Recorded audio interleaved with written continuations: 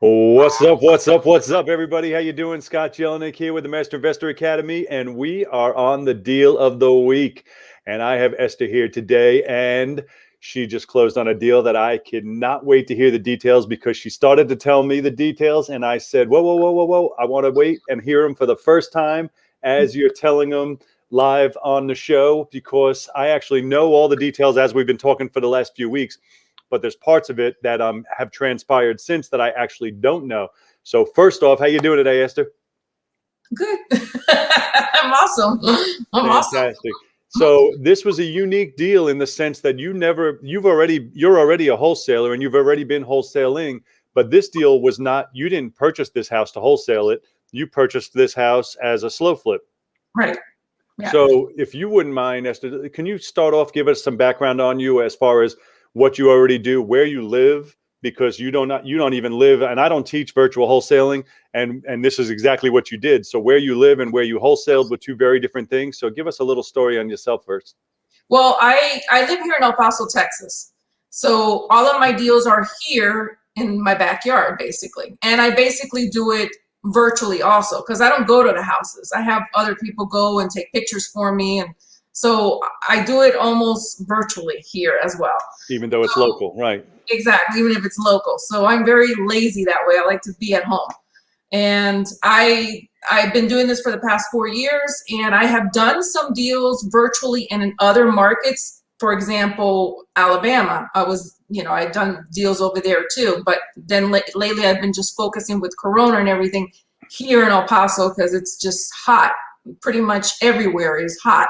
Yeah. So when I met you and I heard about your program, Soul Flip, I was like, okay, this is my opportunity to get a buy and hold property, but do it this way where I don't have to worry about maintenance and, and all of that with toilets and everything like that. So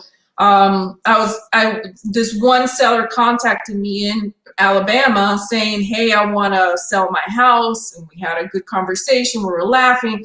And so I got it under contract for $8,500. So I was like, okay, I got it cheap enough. I'm getting it cash. I'm not gonna have to worry about getting a getting a lender and getting all that squared away. So my idea was, okay, let's do the ghost ad like you had mentioned to me. Let's do a ghost ad and see if I can get a buyer for it. So as title search is being done, I did a ghost ad regarding this particular property in this area. And I got some people calling me and they said, well, I wanted to do it. Some of them didn't make enough money. And this one particular person said, hey, I want to buy it cash. So this seller that I was getting the property from, he had bought it, he had already fixed the roof, and he had put some new windows in there. And then all of a sudden, when he went back the next week, the windows were broken and people had taken, I think, the copper or something like that. So there's no plumbing in there, there's no electrical, nothing. And so he had this one lady that was sitting there, well, not sitting, she was there and not paying rent, and she was saying that she was taking care of the property for him. This is going on for about a year. Well, I come along and I'm buying this property and she does not want to leave. She wants to stay there. She's got buckets of water in the house, trying to stay in the house. And so you know what they use the buckets of water for, right? That's for filling the toilets. For the toilets, yeah. Exactly. So I was like, oh, wonderful. So, but she said she was going to be leaving, and the seller told her, you got to get out of here. I had gotten her phone number, called her up, and said, hey, you need to get out of there. There's going to be people coming by. I already put a lockbox on there. I asked the seller to put a lockbox on it. He went to Home Depot.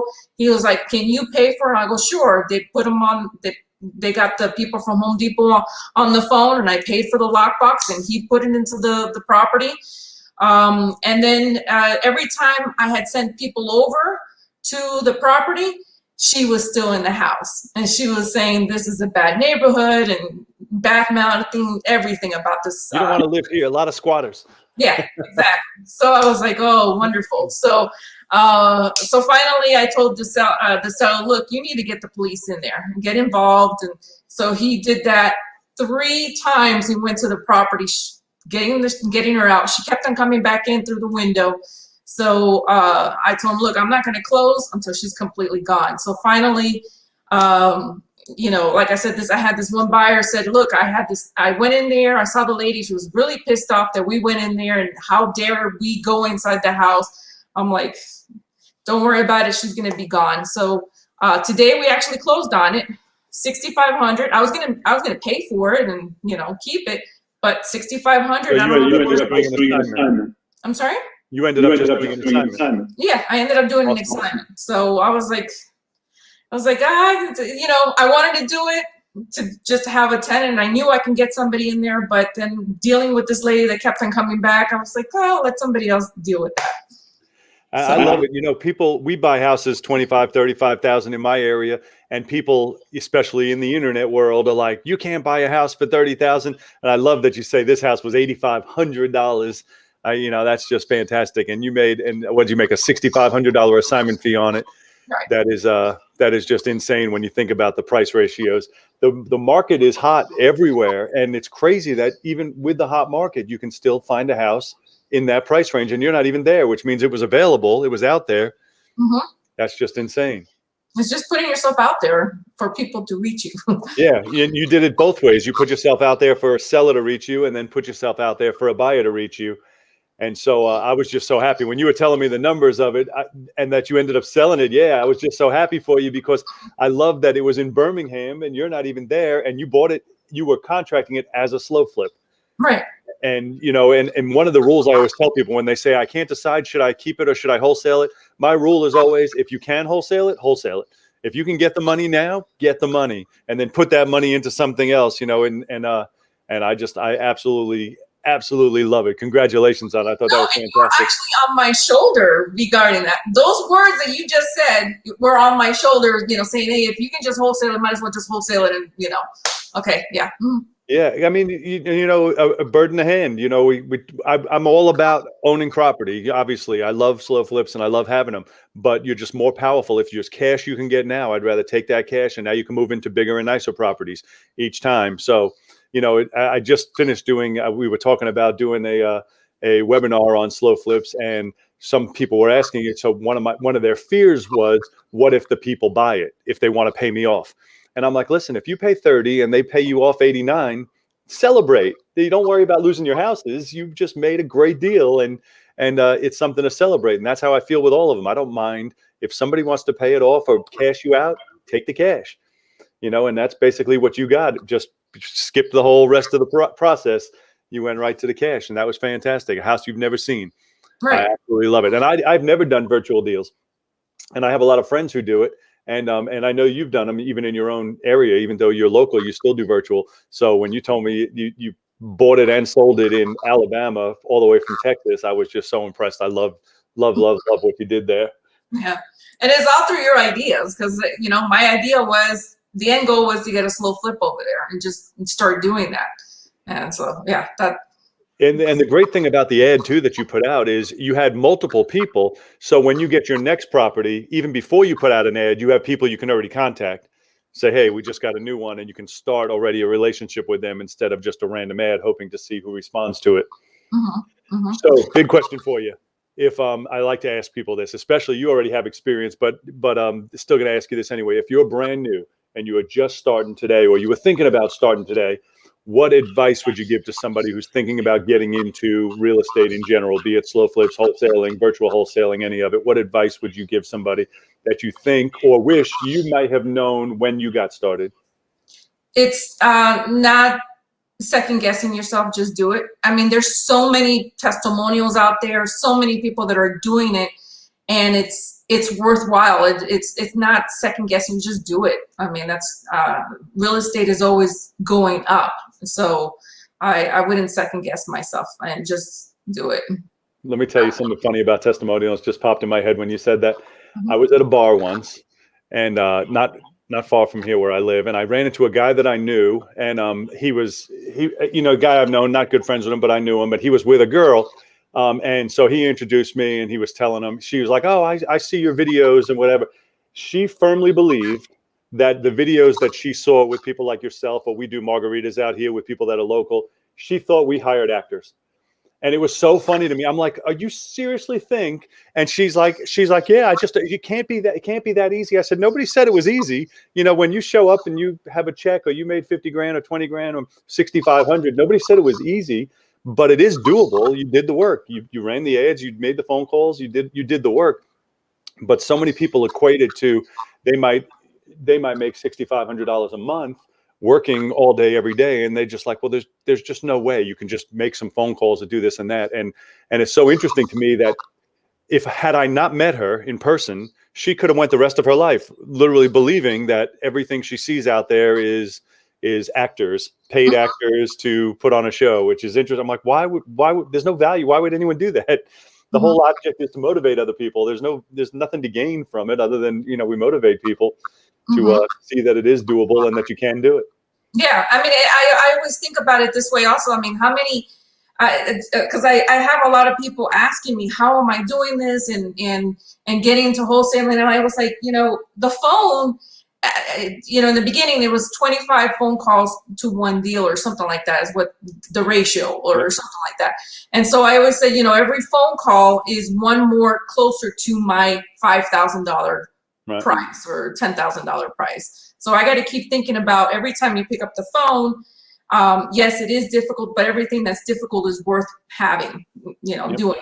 So in my case, I'm happy that my husband kind of pushed me into getting into real estate. And then I saw how easy it is. It is, uncomfortable, but you have to get away from, you have to be comfortable being uncomfortable. Absolutely. To get what and you the more want. you do it, then it just becomes normal. Even something as silly as sitting here talking over a screen that's going to be broadcast is completely uncomfortable until you do it a bunch of times, and then you're like, oh, whatever. Here, what are we talking about today? Everything is that way. Talking on stage, everything is completely uncomfortable until you do it. And that's why I'm like, well, why not make those focus on what you're going to do uncomfortable something that's hugely profitable for you and can change your life, instead of whatever somebody's working on, a new dance they're working on. Instead, they can be working on something to completely change their life. You're going to be uncomfortable with something that matters. I totally agree. So, all right, Esther, last tip for somebody. Somebody needs a new tip, something to motivate them, inspire them, get them going. What do you got to tell them? I got to tell them to just get comfortable being uncomfortable. You got to get on the phone, because that's the only way you're going to get the money that we're making, or soon to be making, if some people haven't started. Yeah. Yep. All right. Fantastic. Well, I want to thank you for coming on. I hope that this motivates and inspires some new people to get started, get trained. I always tell people, I feel like my purpose in the world is to motivate and inspire as many people as I can toward financial freedom. Every time someone gets set free, and it's not as easy. Even if doing a deal isn't free. It's really setting free. It's setting free. And every time someone does get set free, that's when I feel like we are accomplishing what we were set out here to do. So that's why I love when you get to give some words that'll actually inspire somebody toward that path to setting them free. So thank you. Thank you for taking the time out of your busy schedule to talk to me. Oh, no, my pleasure. My pleasure. I loved when you called earlier. I almost didn't even want to hear everything. I was like, let's talk later, because I didn't want to have it for myself. I wanted to be able to share it with everybody. And so you were telling me the details, and I almost didn't want to hear them, because I'm like, no. I want to be able to share this with everybody, because that's great story. Especially what I love about it is if somebody's thinking, well, that's good for you, but in my market, like say we're in high price California or somewhere, or New York, and they're like, well, in my market, it doesn't work. I'm like, well, talk to Esther. She's in Texas, and she just flipped one in Alabama. Right. So don't worry about your market, worry about your brain, and focus on what you can control. Focus. Thank you. Thank you very much for coming on tonight. I greatly appreciate it. Congratulations on knocking that deal out of the park. I love the way you did it and what you got done. And I know you're working on another one already in Alabama, but you are going to keep as a slow flip unless somebody pulls some big check out of their pocket. You never know what could happen. That's right. And look forward to seeing what happens with that. All right. Thank you. All right. Thank you. Have a fantastic evening. All right.